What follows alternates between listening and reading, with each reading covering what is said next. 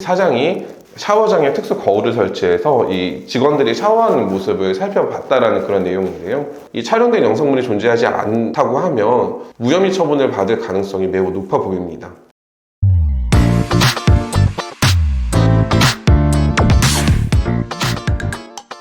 카메라 이용 촬영죄, 우리가 몰카 촬영이라고 하는 이 사건 같은 경우에는 카메라든 전자장치를 이용해서 상대방이 의사에 반해서 성적 수치심을 일으킬 수 있는 영상들을 촬영하고 해당 영상들을 유포하거나 공유하는 경우 처벌하는 범죄인데요.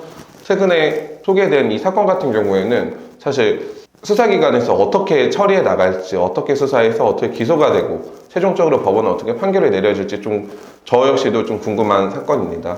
해당 사건의 사실관계 좀 간단하게 요약하자면 어떤 공장의 이 사장이 샤워장에 특수 거울을 설치해서 이 직원들이 샤워하는 모습을 살펴봤다라는 그런 내용인데요.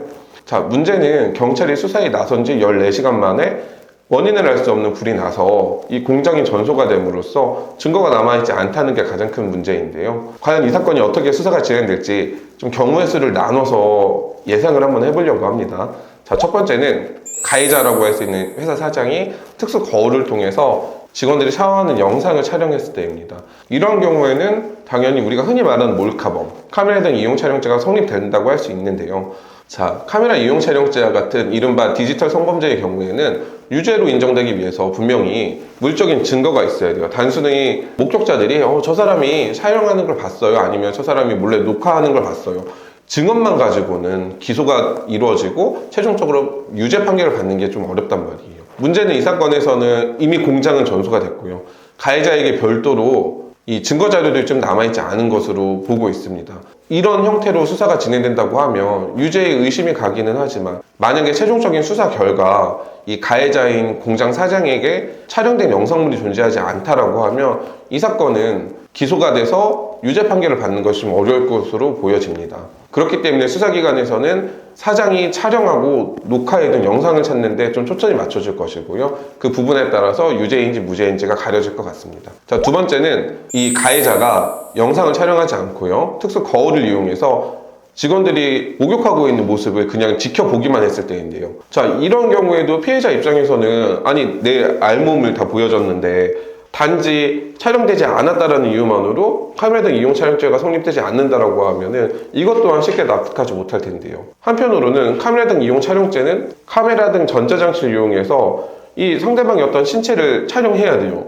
그러나 내 두 눈으로 목격만 했을 뿐, 내가 그냥 구경만 했을 뿐, 나는 촬영하지 않았어가 되게 되면 카메라 등 이용 촬영죄가 적용될 수는 없습니다. 이런 사건들에서 적용될 수 있는 다른 범죄들이 있냐? 사실 쉽게 눈에 떠오르지는 않아요. 이 목욕탕 같은 데 들어가서 목욕탕의 창문으로 여탕이나 남탕을 쳐다보는 사건들을 좀 비교해서 볼 수 있을 건데, 그 사건들 같은 경우에는 이미 목욕탕 안에 들어왔기 때문에 내지는 목욕탕의 창문을 여는 행위만으로 건조물 침입죄가 성립이 돼서 형사처벌을 받을 수 있습니다. 그러니까 그게 차이가 좀 있어요. 그런데 이 사건은 왜 안 되겠어요? 이 가해자는 공장의 주인이잖아요. 자기가 자기 방에서 특수거울을 이용해서 쳐다보는 게 그 특수 거울이 설치된 방에 들어오는 게 범죄가 되지는 않는단 말이에요. 그래서 건조물 침입죄가 성립될 여지도 없어 보입니다.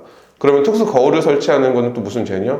그것도 마찬가지죠. 물론 경범죄 처벌법상 여러 가지 요소를 넣어서 10만 원 이하의 벌금이나 이런 거를 부과할 수는 있겠지만, 특수 거울을 설치하는 행동, 그리고 피해자가 자신의 어떤 직원들이라는 점, 그리고 피해자들이 굉장히 다수라는 점을 봤을 때는 카메라 이용을 촬영하기만 했었어도 징역이 예상되는데 이 촬영된 영상물이 존재하지 않다고 하면 무혐의 처분을 받을 가능성이 매우 높아 보입니다. 이 사건을 좀 법적으로 풀이해보면 영상물의 존재 여부에 따라서 가해자의 처벌이 달라진다는 점에서 이 수사기관에서 얼마나 신속하게 수사가 이루어질 수 있는지가 매우 중요한 사건으로 보여집니다.